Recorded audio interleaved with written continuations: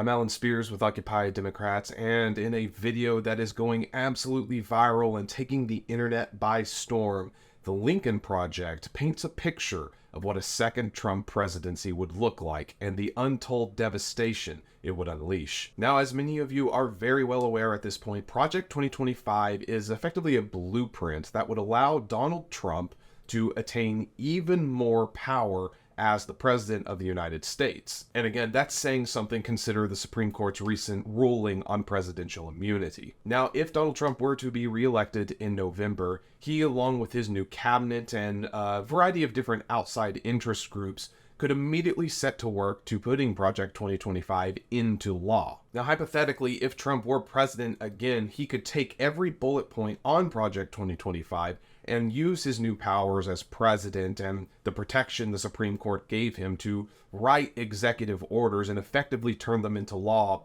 pretty much effectively immediately. The Republicans and the MAGA movement have proven time and time again that they are willing to say and do whatever it takes to make something like Project 2025 happen. They will write new laws, they will overturn old laws, they will use threats, violence, and even kill their political opponents to make this sort of stuff happen. And you don't need to take my word for it. We have ample evidence and proof in recent days of people on the right, on the far right MAGA movement, and even just those that are kind of on the fringes of reality itself, it would seem, advocating for violence against people on the left. If you do not quietly stand by and let these people on the right tear up the Constitution and turn our democracy into authoritarian dictatorship, well, they're going to use violence against you to subdue you. This is not some work of fiction like The Handmaid's Tale or some sort of hyperbolic statement. They are saying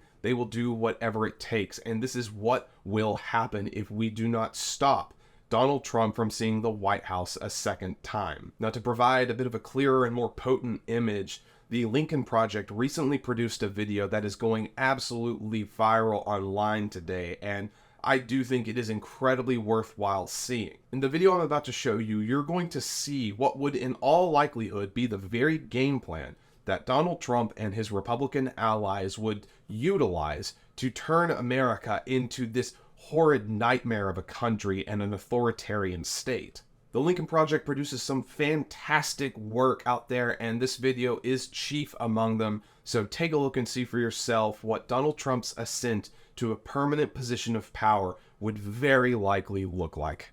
November 5th, 2024. Donald Trump defeats a divided and dispirited Democratic campaign. On January 20th, 2025, Donald Trump is sworn in as the 47th President of the United States. Unfortunately, he keeps his promises. Trump seizes control of a divided government, signing hundreds of executive orders implementing Project 2025. Trump replaces over 50,000 civil servants with hardline MAGA loyalists. The federal oath of office now requires declaring loyalty to the president, not the Constitution.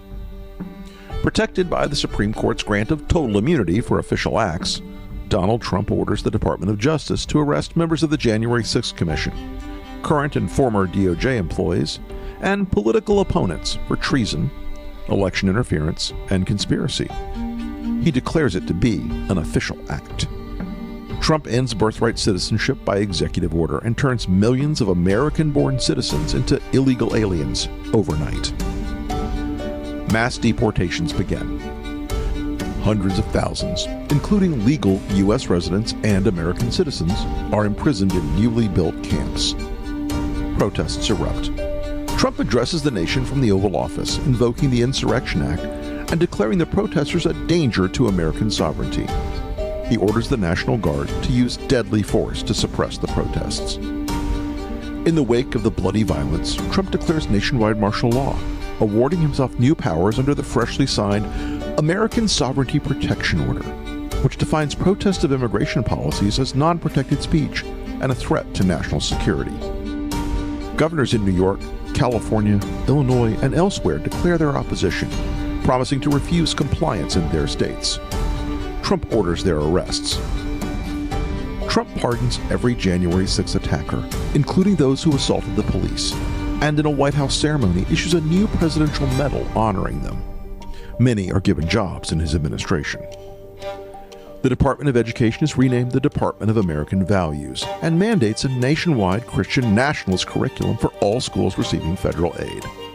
Trump, joined by Speaker Mike Johnson and evangelical leaders, announces that the Department of Health and Human Services has reclassified mifepristone, making it illegal to distribute or prescribe, as well as new HHS regulations that make IVF treatments impossible to legally administer. Trump reverses one campaign promise by declaring a national abortion ban by executive order. Challenges to his authority are rejected by the Supreme Court, which has seen new appointments from Trump after it was expanded to 12 justices. He signs an executive order removing abortion records from HIPAA privacy regulations and announces a new federal data sharing program so states can monitor women's periods. Thousands are detained while crossing state lines under suspicion of seeking an abortion. Trump's acting Secretary of Defense, a disgraced ex-general, fires over 400 generals and admirals, leaving the military leaderless. Other Trump appointees purge the ranks of the CIA, FBI, and Department of Justice. By executive order, Trump withdraws the United States from NATO and ends Pentagon cooperation with Ukraine. Russian tanks enter Kyiv. Vladimir Zelensky is killed. It is announced that Trump will run for a third term, claiming he was unfairly cheated in the 2020 election. His Supreme Court ultimately agrees with this interpretation, paving the way for Trump's 2028 re-election. If you hear all this and believe it isn't possible, then ask yourself, what did you believe was impossible just 8 years ago? This isn't a fantasy. It's Trump's plan, and he's counting on you to believe it couldn't happen.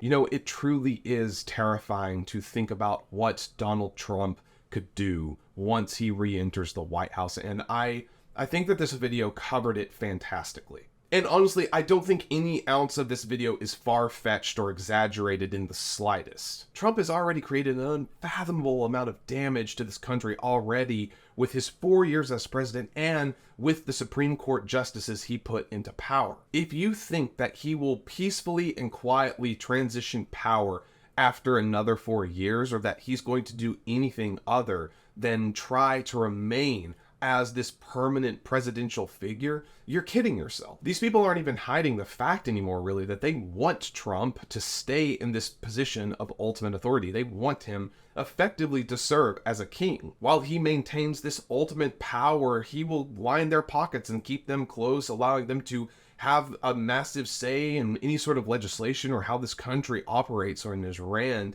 and all the while keeping the rest of us, the general public, ultimately oppressed. Despite Trump's recent claims that he's unaware of Project 2025 or has no affiliation with it or doesn't know anyone involved, we have evidence, we have tweets of his or retruths or whatever they are, that he knows exactly what Project 2025 is. He knows what the Heritage Foundation is. He knows Kevin Roberts, the president of the foundation. He knows exactly what Project 2025 is, and he is dead set on turning that into law. At the risk of sounding hyperbolic and at the risk of invoking his name once again, Hitler very much had a similar sort of scheme and political strategy during his ascent to power. Many of his political critics said that while his speeches were fiery and that he was trying to rile up his base, that, well, he didn't really mean a lot of what he said. He was just trying to energize the crowds around him and just trying to get into a position of power, and once he did, he would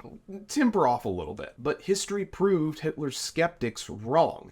He was responsible for unfathomable amounts of death and damage and destruction, and is by far one of history's greatest villains and monsters. Do not think that just because we're in the modern era, that because it's nearly 100 years later, that we are in any way beyond or past this type of person rising to power. We are witnessing it firsthand. And anyone with any semblance of historical knowledge and education can see that beat for beat, we are following the exact same patterns Germany did in the 1920s and 1930s. Do not be fooled.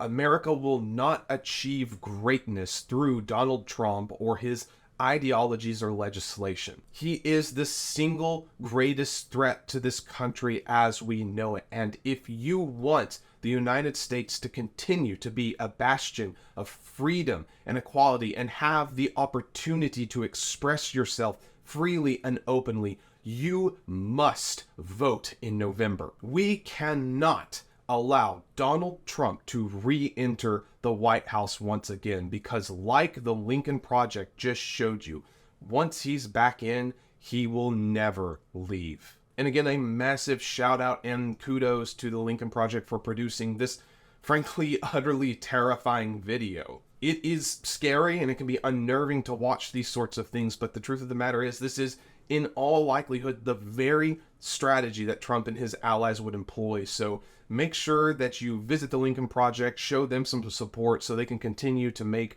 videos like this and continue to educate all of us in the terrifying dangers that Donald Trump and the rest of these Republicans present.